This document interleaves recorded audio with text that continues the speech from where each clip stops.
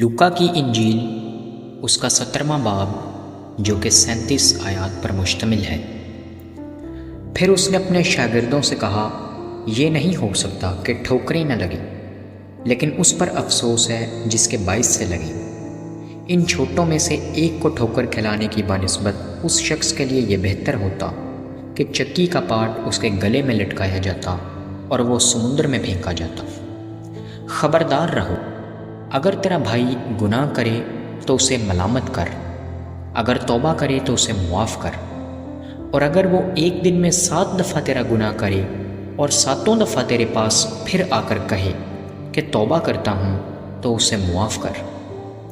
इस पर रसूलों ने खुदामंद से कहा, हमारे ईमान को बढ़ा।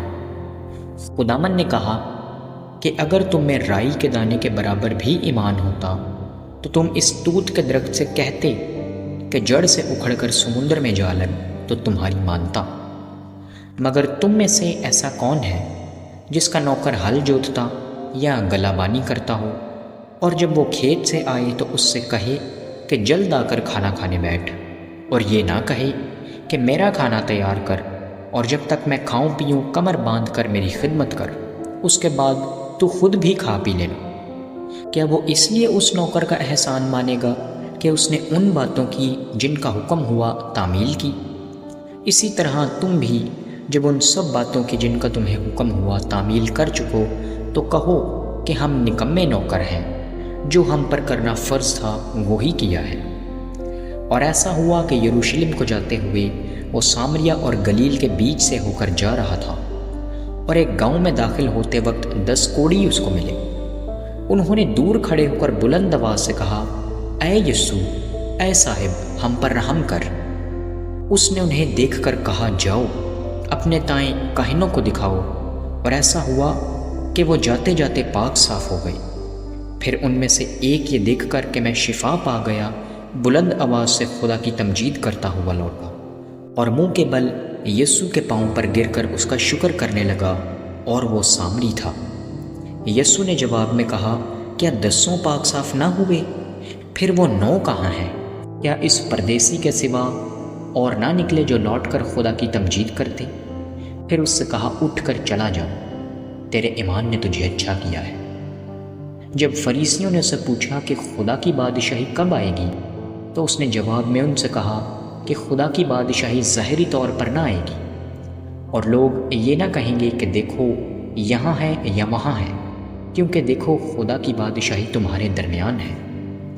उसने शागिर्दों से कहा, वो दिन आएंगे कि तुमको इब्ने आदम के दिनों में से एक दिन को देखने की आरज़ू होगी और ना देखोगे, और लोग तुमसे कहेंगे कि देखो वहाँ है या देखो यहाँ है, मगर तुम चले ना जाना, ना उनके पीछे हो लेना।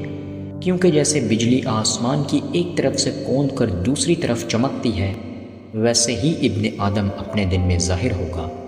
लेकिन पहले ज़रूर है कि वो बहुत दुख उठाए और इस ज़माना के लोग उसे रद्द करें। और जैसा नूह के दिनों में हुआ था, उसी तरह इब्ने आदम के दिनों में भी होगा कि लोग खाते पीते थे और उनमें बया शादी होती थी, उस दिन तक जब नूह कश्ती में दाखिल हुआ और तूफ़ान ने आकर सबको हलाक किया।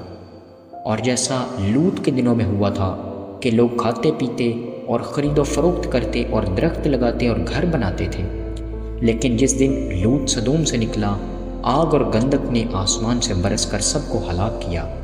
इब्ने आदम के ज़ाहिर होने के दिन भी ऐसा ही होगा। उस दिन जो कोठे पर हो और उसका असबाब घर में हो, वो उसे लेने को ना उतरे, और इसी तरह जो खेत में हो वो पीछे को ना लौटे। लूत की बीवी को याद रखो, जो कोई अपनी जान बचाने की कोशिश करे वो उसे खोएगा, और जो कोई उसे खोए वो उसको ज़िंदा रखेगा। मैं तुमसे कहता हूँ कि उस रात 2 आदमी एक चारपाई पर सोते होंगे, एक ले लिया जाएगा और दूसरा छोड़ दिया जाएगा। 2 औरतें एक साथ चक्की पीसती होंगी, एक ले ली जाएगी और दूसरी छोड़ दी जाएगी। 2 आदमी जो खेत में होंगे, एक ले लिया जाएगा और दूसरा छोड़ दिया जाएगा।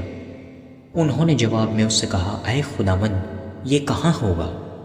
उसने उनसे कहा, जहाँ मुर्दार है वहाँ गिद्ध भी जमा होंगे। आमीन।